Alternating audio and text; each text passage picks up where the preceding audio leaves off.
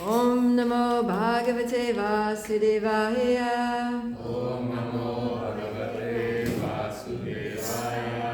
Om Namo Bhagavate Vasudevaya. Om Namo Bhagavate Vasudevaya. Om Namo Bhagavate Vasudevaya. Om Namo Bhagavate Vasudevaya. Narayana Namaskritya Naram Chaiva Narottamam Devim Saraswatim Vyasam Tato Jayam Mudirayat Ashtapaishu Abhadreshu Nityam Bhagavata Sevaya Bhagavati Uttama Shloke Bhaktir Bhavati Naishtaki.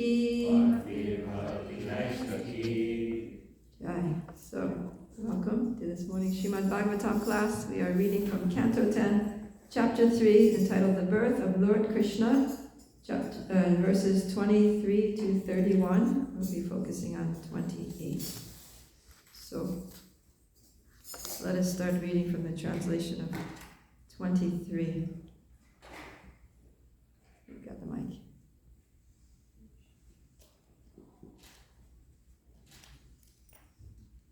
Sukadeva Goswami continued, thereafter, having seen that her child had all the symptoms of the Supreme Personality of Godhead, Devaki, who was very much afraid of Kamsa and unusually astonished, began to offer prayers to the Lord.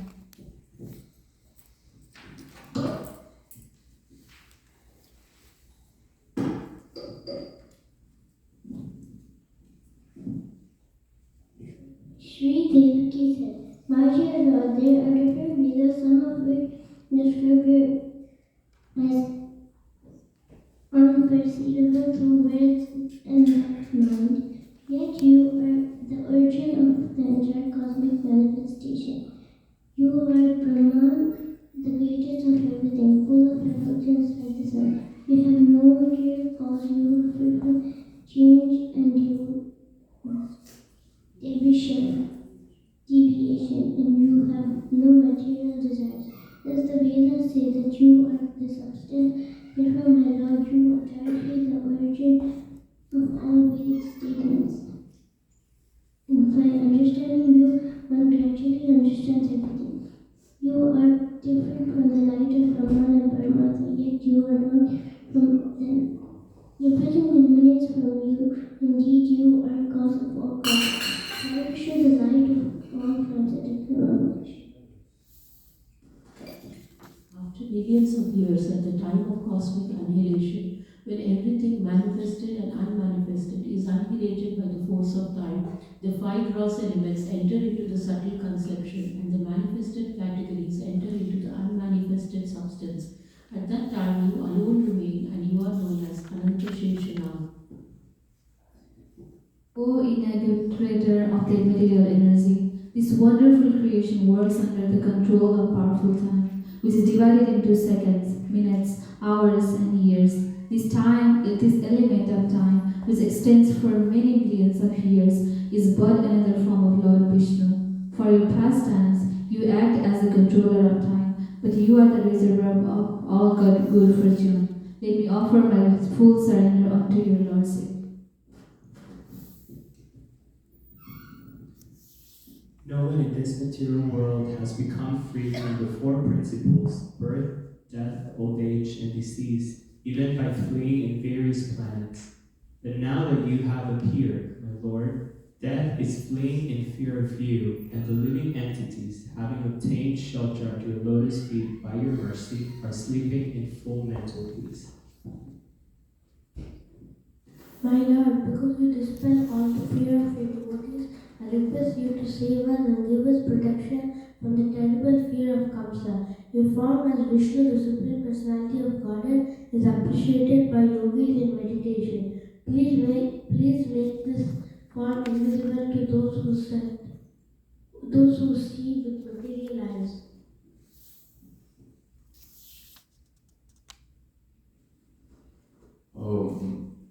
to Sudana. Because of your appearance, I am becoming more and more anxious in fear of Kamsa. Therefore, please arrange for that sinful Kamsa to be unable to understand that you have taken birth from my womb.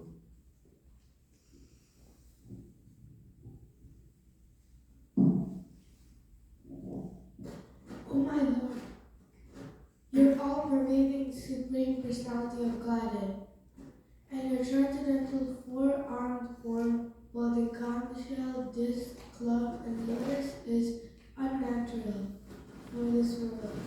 Please withdraw this form and become just like a natural human child so that I may try to hide you somewhere.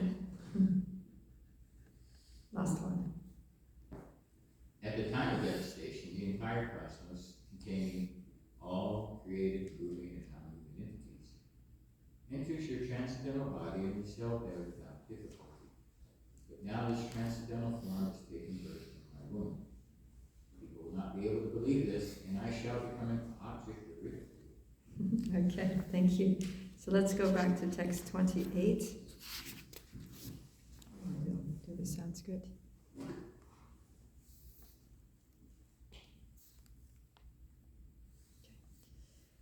Satvam Gorad Ugrasenat Majonas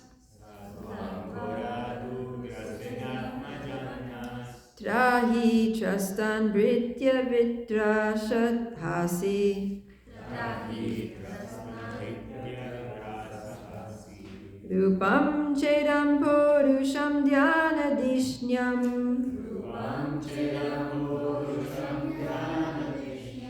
Ma Pratyaksham Mam Sadrisham Krishishta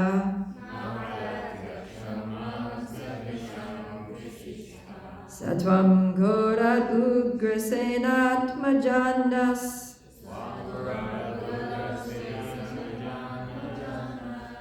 Trahi Trastan Britya Vitrasahasi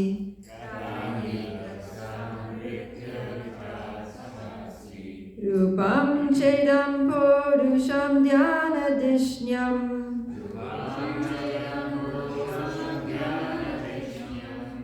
Ma Pratyaksham Mam Sadrisham Krishishta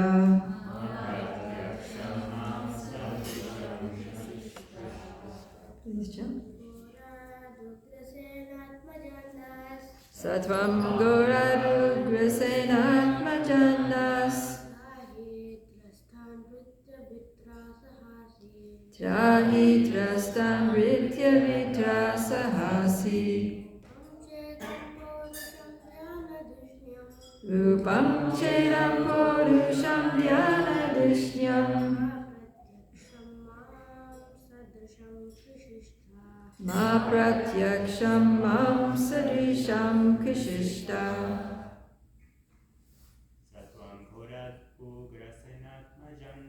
Satvam Gorad Ugrasenat Majandas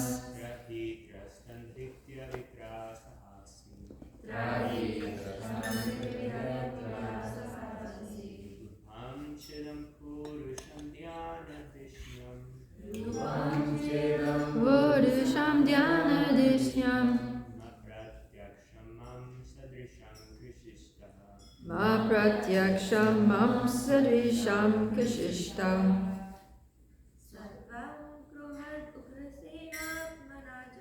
Satvam Gorad Ugrasenat Majandas Trahi Trastan Britya Vitrasahasi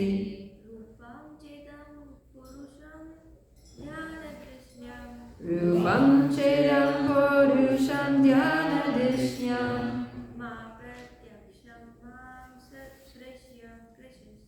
Ma Pratyaksham Mam Sadrisham Krishishta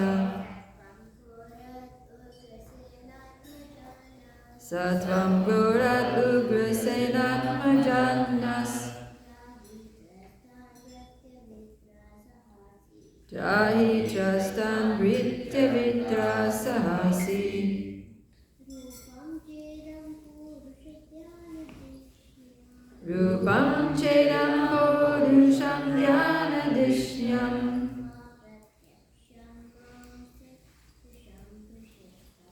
Ma pratyaksham mam sadisham krishishta. Alright, let's do the word for word all together.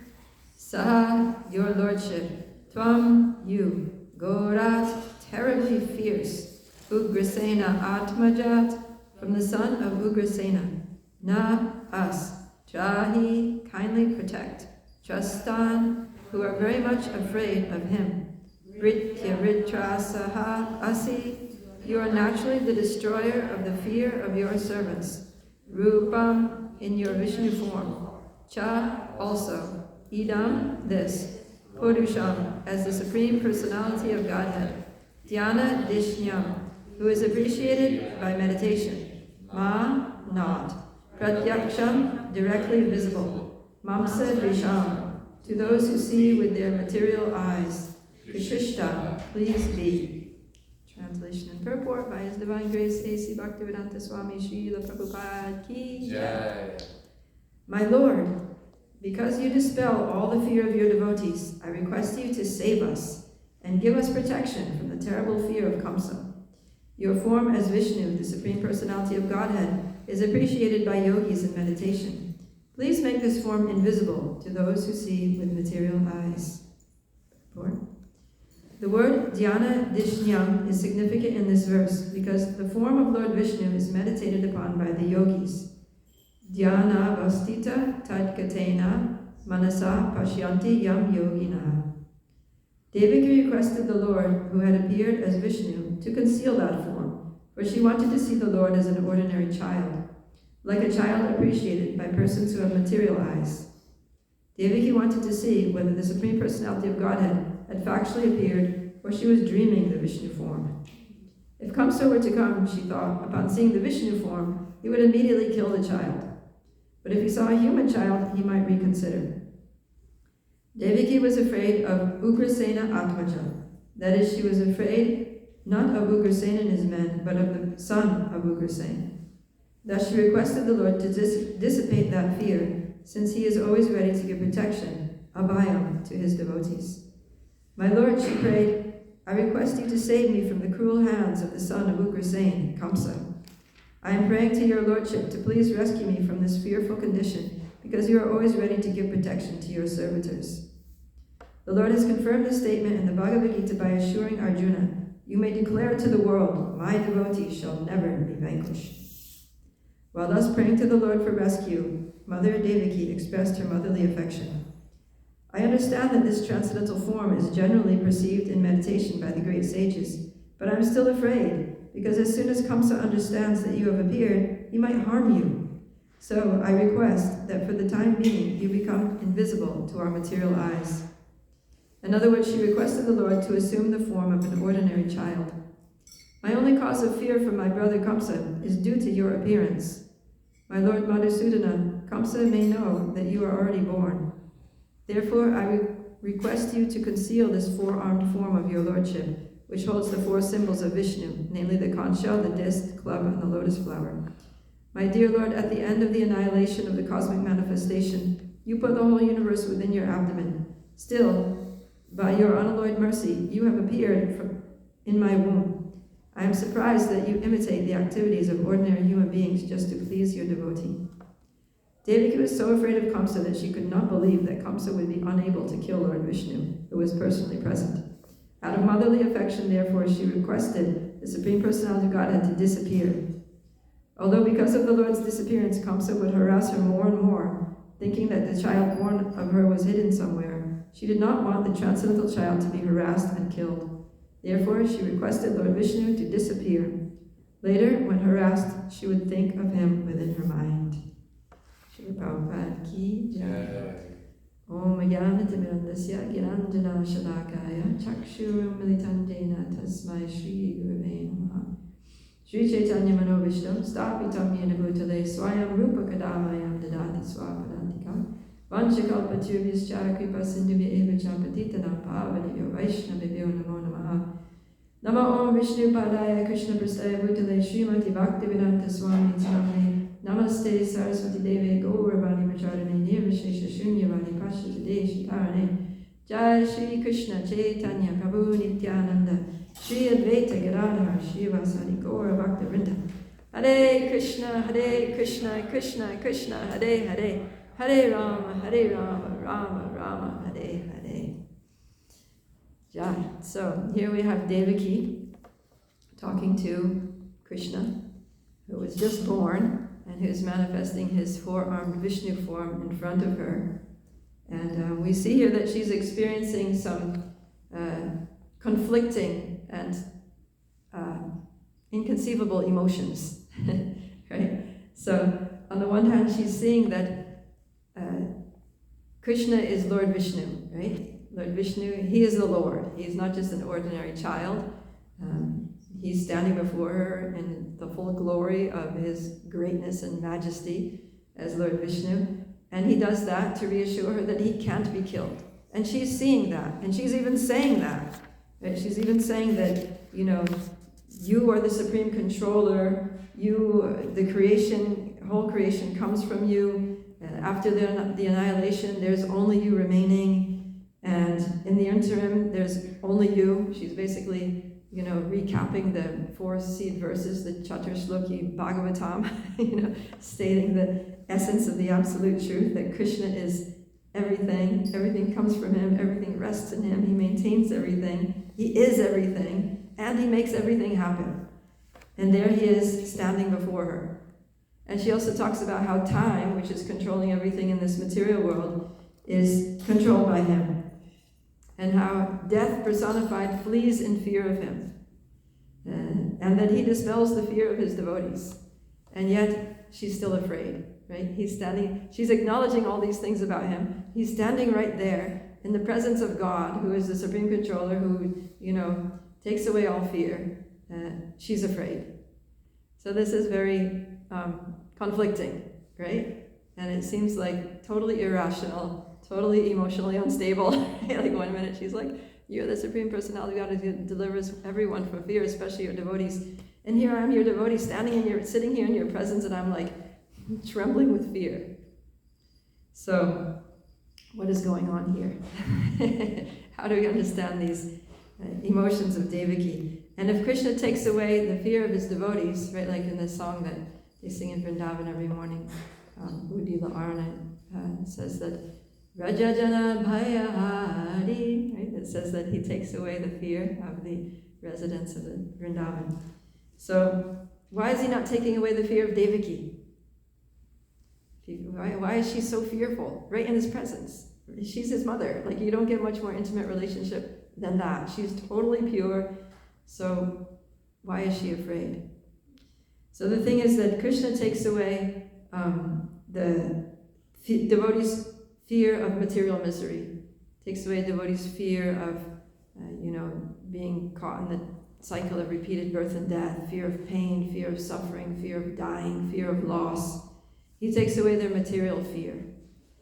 But he doesn't take away the fear that comes from love. Because if he would do that, he would have to take away their relationship with him. Right? So Devaki's relationship is that she's Krishna's mother. And it's totally natural for a mother to be always worried about her child. Right? Any parent knows that you're constantly worrying about your child. Right? Especially if they're not with you, you're every moment, what are they doing? Are they okay? Is someone teasing them? Are they afraid of something? Are they eating? Are they safe? Right? And it doesn't stop, no matter how old the child gets. It can be, 40 years old and the mother's still worrying about them. So this is the nature of Vatsalya Bhav in relation to Krishna, is that the parents are always worried. So Devaki is going to be afraid for Krishna. She's going to be in anxiety for Krishna. And Krishna doesn't take that away, because that actually enhances their relationship. It's a transcendental emotion that comes from her love. And Krishna, even if he wanted to, he couldn't stop those emotions, because Krishna he doesn't control the love of his devotees. He is controlled by the love of his devotees. So even if he wanted to, he couldn't interfere with that. So, yeah. And yet it seems ironic that the Supreme Personality of God is there, and he's literally assuring her that I will protect you. And she is simultaneously thinking, no, I need to protect you. So, yeah, this is, Devaki's feelings are not due to ignorance or, not due to just mundane emotions, but it's due to her love. And love, we know, doesn't always follow logic. In fact, it almost never follows logic, right? The ways of love are crooked, like a snake, it says in the scripture. So the material logic would be that God is here, there's no danger. But the logic of love, the logic of bhakti, is that if Krishna is in danger, then nothing else matters, right? If Krishna is in danger, then I need to protect him. I need to, I'm in anxiety. So what we're seeing here is that spiritual advancement doesn't mean that we become like emotionally numb. It doesn't mean that we don't, we attain this state of transcendental calm, where we're never stressed, never anxious, never afraid. In fact, in some ways it's the opposite. Although in the Bhagavad Gita, Krishna talks a lot about equanimity, right? One who doesn't become elated in happiness or, overwhelmed by distress, that person is very dear to me. So there he's talking about material distress, material lamentation, material happiness. So pure devotees are not affected by the material circumstances and the emotions that arise from those material circumstances due to material identification, due to false ego, right? So, when a devotee comes to the level of Brahma Bhuta, then na shochachi, na kanchachi. There's no lamentation, there's no hankering, right? Don't get upset over material things. But that doesn't mean that you're never going to experience emotions in your life. Right? Quite the opposite. When we get off the material platform and are no longer influenced by material emotions, then we can actually start to experience spiritual emotions in relation to Krishna. Of course, we can already start to experience some spiritual emotions before Brahma Bhuta, just by our devotional service. Even in the conditioned state, even in the impure state, Krishna reciprocates with us. And we can feel something, right? So we sometimes feel spiritual anxiety, right? Pujari is cooking for the deities and the clock is ticking and you have to make so many preparations and oh no, it's going to be late, or maybe Krishna's not going to like it, or did I put enough salt, right? So it's like anxiety, but that's spiritual anxiety because you're trying to please Krishna. Or you're organizing a festival, right? Like Festival of Joy, so much organization needs to go into it. There's the venue, there's the bookings, there's the guests who are coming, the speakers and the musicians and all the stalls and all these things that, a lot of anxiety, right? Oh, is it going to rain? Is the wind going to blow the tents down? Are people going to come? Are the musicians going to get in on time? Is this sound system going to work? Like so many things can go wrong. But that's for Krishna, because you're doing the whole thing to try to bring people to Krishna consciousness, to glorify the Lord. So there's a difference. So pure devotion doesn't remove emotion, but it removes selfishness. Right? It removes the selfishness which is the cause of material emotion. So Devaki's fear in this situation is not that I will suffer. She's not afraid of her own suffering. She's not afraid of her own harm. In fact, Prabhupada says that she wants Krishna to become an ordinary child so that she can hide him. And he says that if Krishna becomes an ordinary child, it's more likely that he's going to harass Devaki. Right? If she tries to hide it, he's going to come into him. Where's the child? He can grab her by the throat, shake her, do whatever. Show me the child. I know he's here. I heard him crying. Where is he? Right? She's going to get harassed like anything. But if he comes in and sees Lord Vishnu, then he's standing there with a Sudarshan chakra in his hand. Just ching, and Kamsa's done. So, but she's not worried for her own suffering. So her fear is not I will suffer, her fear is that Krishna will suffer, right? That this Kamsa is going to come and he's going to try to kill him and I need to try to protect him. So we can very conveniently contrast Kamsa's fear, because Kamsa is also very fearful, right? We've been hearing all along about Kamsa is he is racked with fear. He can't sleep, he can't eat, he's just like a mess. So Kamsa is fearful and Devaki is also fearful. But Kamsa's fear is rooted in ego, right? That I am the controller and I have to, stay in my position of power. I can't let anybody get in my way. This person is supposed to kill me. That is not going to happen. So he's afraid that he's going to die. He's going to lose his position. And Devaki, on the other hand, her fear is rooted in love for Krishna. That Krishna might be harmed. Krishna might be put into difficulty. And then we can also look at the results. So what results from Kamsa's fear? Violence, control, throwing innocent people into jail, killing babies, so many babies, this intense paranoia, right, that affects even him, right? Like he's definitely not happy either, nor is anyone else. Persecution of the Brahmins and all these things. Whereas what does Devaki's fear lead to? It leads to more surrender, more service, increased love, increased reciprocation, facilitation of Krishna's wonderful pastimes, right? Giving pleasure to the devotees. Like that.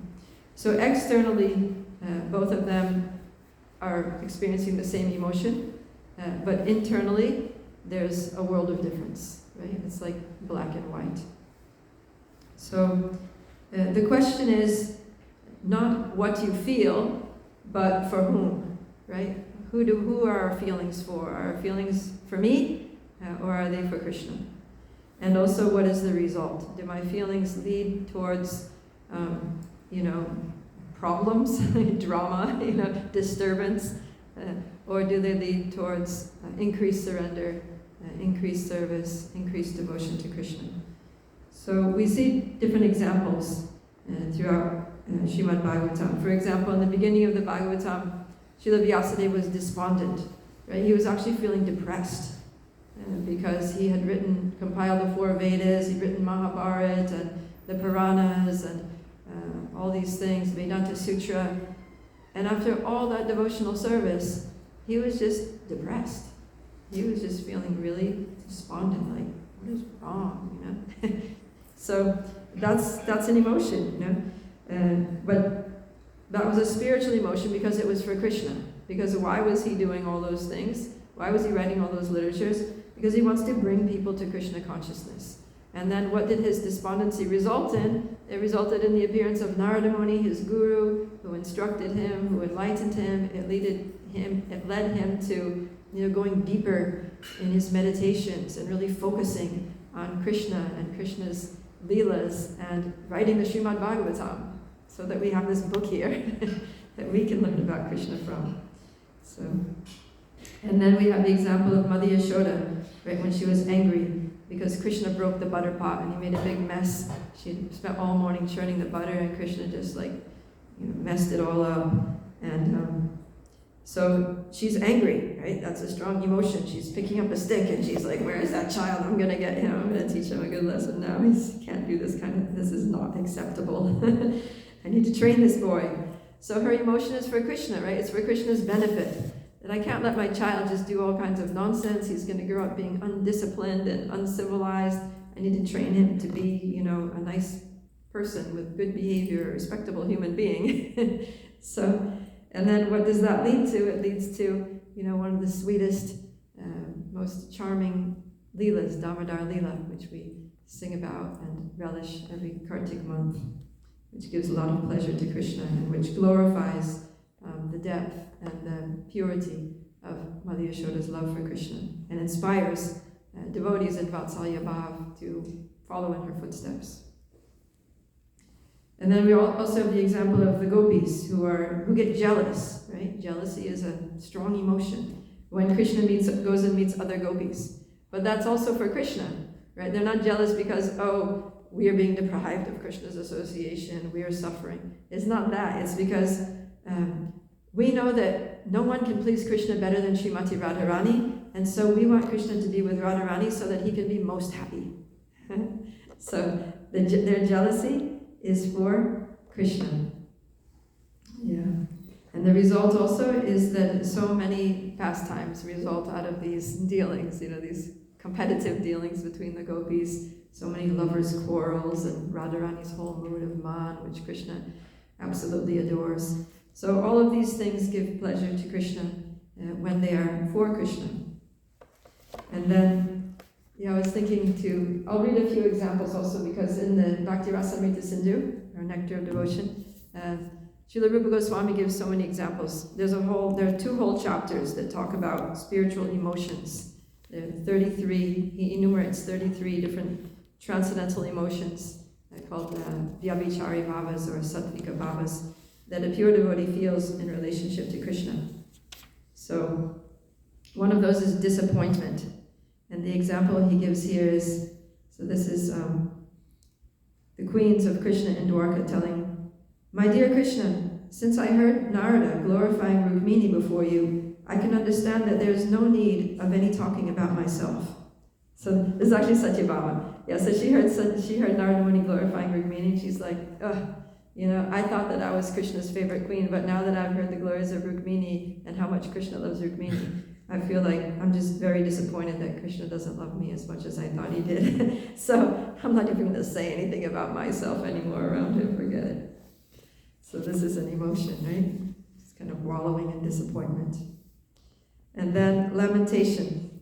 So when Nanda Maharaj sees Krishna in the sacrificial arena of Kamsa, which we're going to hear about soon, he says, "How unfortunate I am that I did not keep my son bolted within a room. Unfortunately, I brought him to Mathura, and now I see that he's embarrassed by this giant elephant Kuvalaya. It's as though the moon of Krishna were eclipsed by the shadow of the earth." So he's lamenting that as a father he didn't properly protect his son. He should have just kept him in Vrindavan. Why did he let him go? And then guilt. So this is Srimati Radharani is churning yogurt for Krishna. And it says, "At that time the jeweled bangles on her hands were circling around, and she was also chanting the holy name of Krishna. And all of a sudden she thought, oh no, I'm chanting the holy name of Krishna, and my superiors, my mother-in-law, my sister-in-law are going to hear me. This is very wrong." So then she became very anxious, and she felt guilty that she had done something wrong, and that her whole relationship with Krishna was just very wrong, and she shouldn't be saying something to, disclose that to anyone. So she's anxious and feeling guilty. Let's see. Here's one, pride. So this is from Bilvamangala Thakur.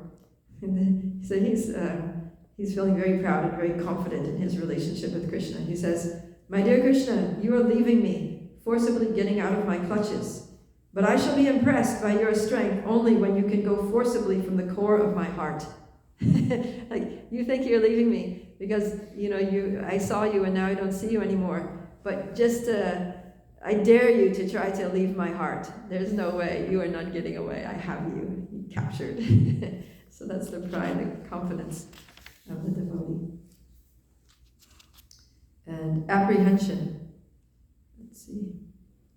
Okay, Mother Yashoda. Upon hearing the jackals crying in the forest of Vrindavan, Mother Yashoda becomes very careful about keeping Krishna under her vigilance, fearing that Krishna might be attacked by them. This is an instance of ecstatic love for Krishna and fear caused by a tumultuous sound. Let's see, I'll do a couple more. Oh, madness. This is a funny one.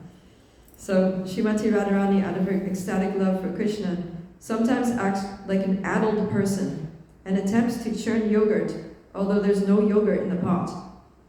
And seeing this, Krishna becomes so enchanted by Radharani that he begins to milk a bull instead of a cow. So this is just really nuts. And then another example is Mother Yashoda. It says, Mother Yashoda, when she saw that Krishna jumped into the Yamuna that had been poisoned by Kaliya, she went totally insane. And instead of searching for some curative herbs to be able to, cure him from the effects of the poison, she started just going around speaking to the trees as if they were snake charmers. It says, with folded hands, she began to bow down to the trees, asking them, what is the medicinal herb that can check Krishna's dying from this poisonous water? So she's talking to the trees. So all of these, these are just some little samples of some of the ecstatic emotions that devotees feel in relationship to Krishna. So we can see that pure bhakti, our love for Krishna, is emotionally turbulent. And we see this also in the example of Lord Chaitanya's pastimes, right? Especially his Antya Lila, where he's in Jagannath Puri, he's meditating on Radha and Krishna's pastimes.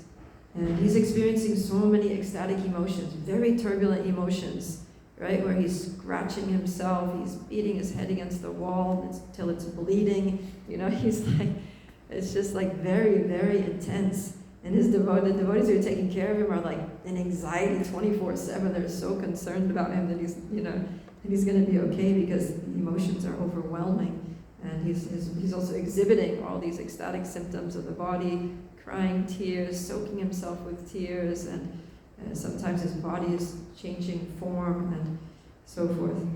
And the six Goswamis also is described that they experienced very strong emotions. Right? There's one verse from the Sat Goswami Astakam that goes, Preman Madhavashada Shesha Dashaya Grasto Brahmato Sada.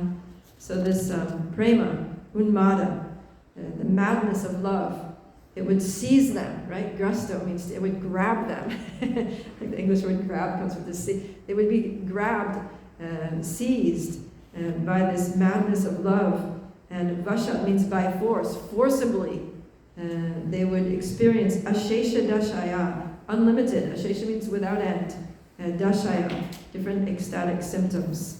And pramato means that they would become like madmen, going through. And then in that madness, Gayanto chakada hare gunavaram bhava vibhuto muda.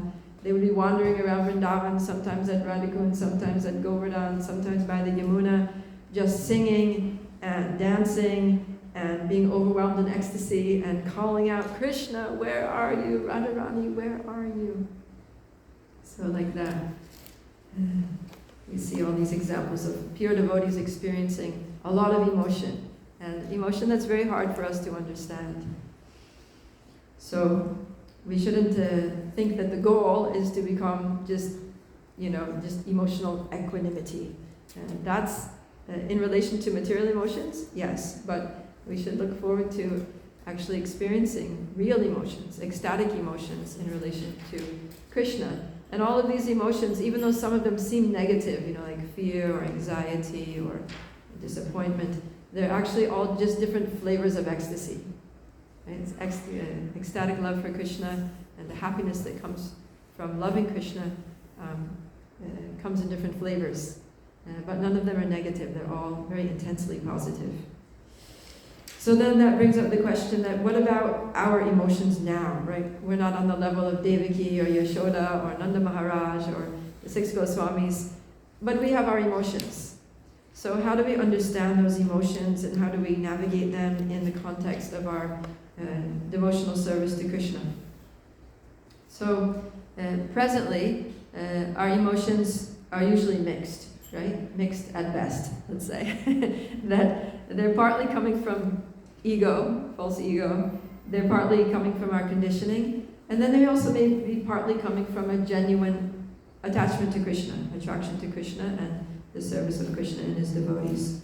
So this is normal. And we shouldn't try to imitate the advanced emotions of pure devotees, because if we do that prematurely, we try to feel like a gopi or feel like Mother Yashoda and try to somehow conjure up those emotions within our heart, like artificially, then it's going to ultimately lead to confusion and disappointment, because, the truth always comes out in the end. We can't be someone that we're not. And it might come to pride if we try to convince others that we're on a stage that we're not, and we're experiencing emotions that we're not really experiencing. So we shouldn't try to push it, imitating emotions that we don't have. And we also shouldn't get too mental or analytical about our emotions, right? We shouldn't overthink it. I'm feeling some emotion. Is it material? Is it spiritual? Because ultimately it is what it is, and we can't really do anything about it. So instead of trying to intellectually analyze our emotions like that, we can ask ourselves, who are these emotions for? Right? Who is at the center of these emotions? Is it me or is it Krishna? And if the answer is that it's me and my false ego, then just shift it to Krishna. Right? So that's what to do with our emotions. That whatever we're feeling, just direct it towards Krishna. Even if it's a negative emotion, right? Even if somebody mistreats us and we're angry with them, then don't blame the person, just blame Krishna. Just get angry with Krishna. Krishna, why did you bring this person in my life? Why did you put me in this situation? Right? And as soon as we direct it towards Krishna, then immediately we start to get some realization. We come to the spiritual platform. So everything we can just, and use the power of the emotion, because emotions are very powerful. They're very driving, right? They push us to do things very, very strongly. They push us to do things that don't even make sense, right? So use the force of those emotions to push us to Krishna, to move us closer to Krishna. And Bhagavatam mentions that, right? There's a verse from the 10th canto that says, Kamam krodam mayam sneham, aikyam soridam evacha, nityam haro vidadato, yanti tan mayatam hite. So it says that for whatever reason that one approaches Krishna, even if one approaches Krishna in lust or in anger, right? So we have examples like Kubja. She's this Mathura woman, and she sees Krishna and she's like, whoa, he is very handsome. I want to get his attention, and she goes and puts sandalwood on him. So, yeah, after she invites him over to her place. So she approaches Krishna in lust, right? It's basically pure lust. But she approaches Krishna. She directs her lust towards Krishna, not some mundane man. And then by that, she gets Krishna's association and she gets purified. She comes to the spiritual platform. And then anger. We have like Shishupal. He was always angry with Krishna. He was always just, trying to do something bad to Krishna, insulting Krishna so many times. But then he got delivered by Krishna in the end. And he got liberated and, attained Vaikuntha. And then Bhayam, fear. So we have the example right here of Kamsa, that he's directing his fear to Krishna. And then what's going to happen? He's also going to get purified and be delivered. He's going to be killed by Krishna and get liberation. And then Sneham means affection. So many devotees have affection for Krishna. Or you could say like, the ladies of Mathura, when Krishna enters into Mathura, they have all this affection for Krishna. And that brings them to the spiritual platform. And then he even says, Aikyam, those who want to merge into my being. But if they bring that to me, right? If they come to me, like even impersonalists, sometimes they'll pray to Krishna, please let me merge into your impersonal Brahman effulgence, But because they're praying to Krishna, because they're approaching Krishna, like Shukadeva Goswami, he was an impersonalist, but he heard some verses about Krishna and he became attracted, and then he approached Krishna, not knowing that Krishna was the goal, but then he got purified from his impersonal conception. He became a devotee. And then Sohridam means friendship. So when we want to be friends with Krishna, then Krishna will accept us as his friend and he will reciprocate and we will become purified. So in all of these ways, he says, Nityam haro vidadato yanti tanmayatam hite. That they become absorbed in me and they come to the spiritual platform. So any emotion can function, the same emotion can function in opposite ways. So we are going to feel emotions, one way or the other, either materially or spiritually or mixed. We're going to feel emotions. So, for example, if you're feeling guilty because you did something wrong, so you can either hide, you can either try to conceal, cover up your mistake and distance yourself from the devotees so that they don't come to know what you did and, condemn you and whatever. Or you can pray to Krishna. Or you can take your, whatever it was to a trusted devotee and reveal your heart and mind, confess, and ask for help for how to deal with whatever tendency it was that brought you to do that thing. So it can either become something that distances us from Krishna and the devotees, or something that brings us towards Krishna and the devotees. If we're feeling happiness often leads to a mood of material enjoyment. Oh yes, now I'm going to enjoy myself in this world because good things have come to me. I'm going to use it for my sense gratification. But also happiness can bring us to gratitude to Krishna. Thank you, Krishna. You're so kind. Everything that's good in my life is due to you. Let me just offer myself back to you. Let me surrender more to you. Let me reciprocate with your kindness by serving you with more. And then anger can either fuel the false ego, right? In somebody like, let's say, Ravana, who gets angry and then he wants to kill Lord Ram. And or it can also fuel our service to Krishna, like in the case of Hanuman, that he becomes angry and he wants to dedicate himself more to serving. He burns Lanka and he's enthusiastic to fight in the army of Lord Ramachandra. So Rupa Goswami says, Yena tena prakarena mana Krishna niveshayat. That somehow or other, one should fix one's mind on Krishna by any means. So whatever it is, whatever emotions, just use those emotions to fix our minds on Krishna. Somehow or other, just remember Krishna. And when emotions come up, we can expect, like Devaki, even if we're not on the level of Devaki, emotions work the same way, that they can often be very contradictory. So as sadhanas or practitioners of bhakti, we can expect that our emotions are going to be contradictory, right? Like on one level, we trust Krishna philosophically, right? We know Krishna's God, we know he protects his devotees, and we know he's the supreme controller. And so philosophically, theoretically, we trust Krishna, right? That he's in control and it's all going to be good. But still, if we're walking down the street and all of a sudden somebody comes out with a knife, we're going to be afraid, right? We're not going to be like, all right, Krishna, you're the supreme controller. I totally trust you. It's all good, you know. So maybe somebody will be, maybe a pure devotee will be, but most of us are going to panic, right? So yeah, so we shouldn't be too hard on ourselves. That, oh, where is my faith? You know, what kind of devotee am I on? But we should just kind of note it and use it as information, right? Don't use these emotions as identifiers that I am faithless, right? Because I panicked in this situation. I didn't trust Krishna. We shouldn't use them to identify ourselves, or that, you know, let's say sometimes we're practicing Krishna consciousness for many years, and then we can be just feeling very dry. You know, we're not tasting the nectar that we're always anxious for. We're feeling just kind of empty. So we shouldn't start thinking, oh, this feeling of emptiness means I'm just a loser, my bhakti is useless, I haven't made any spiritual advancement, I'm an offender. But we should use it as information, that okay, I need to improve. Krishna is asking me to surrender a little more. Or maybe I need to shift my service. Maybe the service I'm doing is not the most pleasing. I can do something, Krishna wants me to do something else. Let me find out what I need to do, what I need to adjust. So, like this, use our emotions as information for how we can improve our service. And then, whatever happens, whatever we're feeling, good, bad, or indifferent, just keep serving, right? Continue our service, continue our sadhana, no matter what we're feeling. Don't worry if you're not inspired. You don't have to be inspired to serve. Just keep serving. And Krishna appreciates that, right? Krishna appreciates that even if we're not feeling the bliss, we still sing and dance in kirtan. Even if we're not inspired, even if we have an argument with devotee, even if the situation is not great, even if we're physically not feeling well, we still try to the best of our ability to do our service. And then this actually makes us eligible for Krishna's mercy. It makes us eligible to go back home, back to Godhead.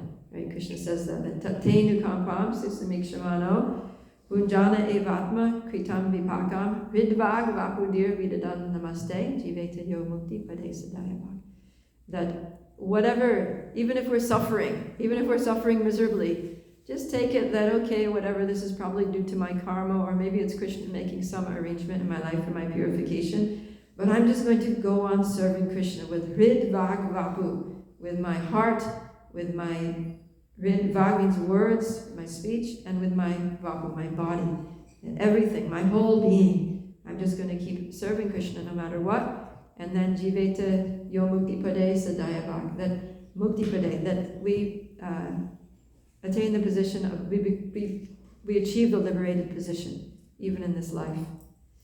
So, a little bit about emotions and the nature of the emotions of pure devotees like Devaki, how sometimes they're contradictory and confusing, but they're coming from a place of love and purity and relationship, and they're beautiful, and we should aspire for those emotions.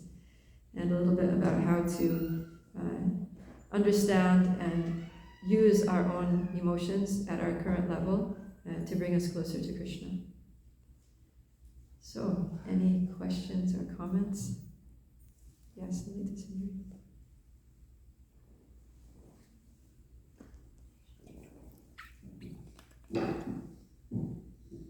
Shanti, thank you for nice class. For giving so detailed description of different kinds of emotion. You gave examples of transcendental emotions towards Krishna. Can you give some examples of transcendental emotion towards the devotees? So one I was thinking about is a guru towards a disciple. And his Kunti Mataji's, Kunti Maharani's anxiety for Uttara, was it also transcendental? Kunti Maharani's what? Kunti Maharani's anxiety towards Uttara when the Astra was released towards Parikshit Maharaj when he was in the room, or any other examples you can think of. Yeah. Yeah, I mean, basically all of the same emotions that we can feel, that a devotee feels towards Krishna, we can also feel towards Krishna's devotees, right? At least most of them. So we can be anxiety, like I gave the example of the pujari cooking for the deities. If you're cooking for your guru, you're also going to be in the same anxiety, right? Same exact thing. Or even, senior devotees that are coming, you're having a house program or something. Was everything going to be okay? We want to make sure that there's enough space for everyone to sit, and prasadam for everyone, and all this. So, yeah, it's the same. Just trying to think of some emotions. Even like the parental affection that Devaki has towards Krishna, devotee parents can also have for their devotee children, right? That I want what's best for my child's Krishna consciousness. I'm raising this child as a service to Krishna, understanding that this is Krishna's devotee, that he's put in my care, and so I want them to grow nicely, I want them to be healthy, I want them to be happy, I want them to be Krishna conscious, I want them to guide them in such a way that they're able to make the best use of this lifetime for going back home, back to Godhead. So there's a lot of emotion involved there, right? There's happiness at their achievements, happiness when we see them, embracing Krishna consciousness. There's disappointment sometimes when we see them, as they get older and making bad choices. There's anxiety and fear. So all these emotions, right? So that's in relationship with the devotees. There may be even devotees that we're a little afraid of, right? Like some devotees that are a little heavy, and you see them, you're like, oh my God, what are they going to say to me now? Right? So, but that's transcendental, because they have your best interest at heart. That even when they correct you, it's for your benefit. So, there's some anxiety there. But it's related to Krishna, right? Because it's in relation to a devotee and in relation to Krishna consciousness. And, we don't like getting our faults pointed out, so it can be difficult, but we know it's good for us. And, Okay? Yes, Mr. Bhagavan. Bhagavad Gita, Krishna describes devotional service, yoga, the process of devotional service, the abstinence of the absolute. And then he goes into a whole chapter about demons, divine, demoniac nature. One verse about what divine is, then a whole chapter about the demons, how evil they are, and all that information. Yeah. So why does Krishna have a whole chapter of Bhagavad Gita dedicated to talking about demons? So that we can understand the demoniac mentality, so that we can use our intelligence to discriminate between who's good association and who's not, right? Because it's the material world and there are a lot of people here with demoniac tendencies, so that we can protect ourselves and steer clear of those kind of people, right? And one of the things that a Madhyam Adhikari devotee, middle level devotee, is advised to do is to avoid the envious. So we need to be able to identify these things so that we don't get into situations that are unfavorable for our devotional service. And also so we can identify these things within ourselves, right? Because they say that, in previous ages, the demons and demigods lived on separate planets, and then they lived in separate countries, and then they lived in separate families, right? They have divine families and demoniac families. But in Kali Yuga, they live in the same body. So within the same person, we have, within each individual, we have our divine tendencies and our demonic tendencies. So when we hear the descriptions of the demoniac tendencies, we can identify, oh shoot, sometimes I think that way, sometimes I feel that way. So we can note it, and we can try to work on it, pray to Krishna to remove those demoniac tendencies. And seeing those things, we can become humble and realize that I have a lot of work to do in Krishna consciousness. I really need to perform my bhakti, my spiritual practices with some intensity so that I can get rid of these demoniac tendencies and have a mood and a life that is pleasing to Krishna. Yes, Anuradha.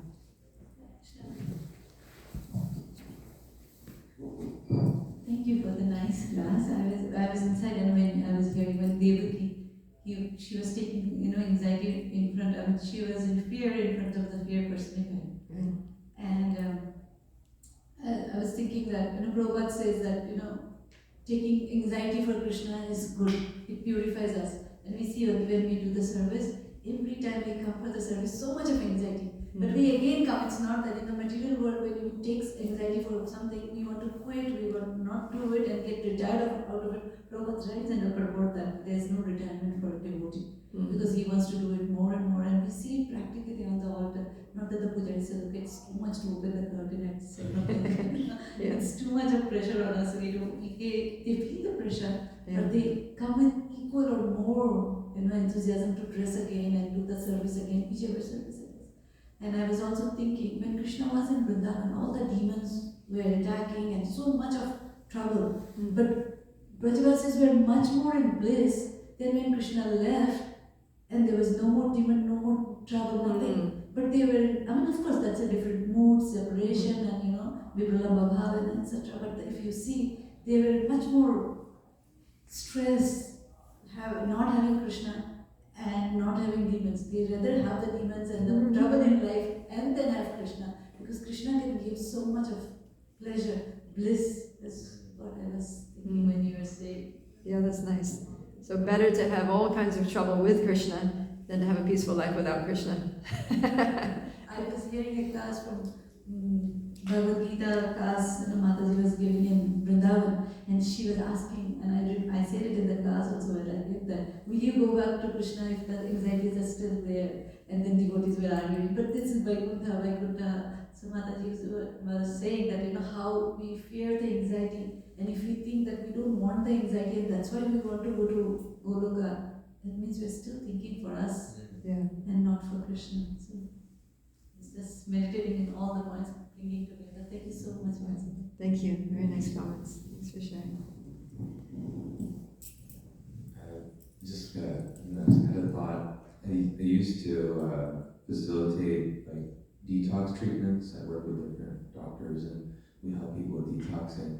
And one thing I always tell people is when you're going to the detox, you're gonna feel terrible. Let's say you got food poisoning, right? You have to sweat it out. You have to vomit. You have to use the toilet, and it's not fun. It feels very bad when it's happening. But once you release that toxin out of your body, then you feel great. Versus if you just didn't ever do a detox and you're just holding that in you forever, you're just going to constantly feel terrible. And that's kind of what I feel like a fruit of activity is. It's oh, I feel good or bad, or I feel anxious or angry, but I'm going to hold it inside me. Versus making it transcendental is accepting that even that process may not be enjoyable, may not be fun, but you will transcend it by releasing. Yeah, so there's we shouldn't, repress our emotions or deny our emotions, pretend they're not there. But yeah, we need to connect them to Krishna, direct them to Krishna, purify them in Krishna consciousness. Okay? Anything else? All right. Thank you very much. Grantaraj Srimad Bhagavatam Ki Jai, Srila Prabhupada Ki Jai, Gaur Premanandi Hari Hari Bol.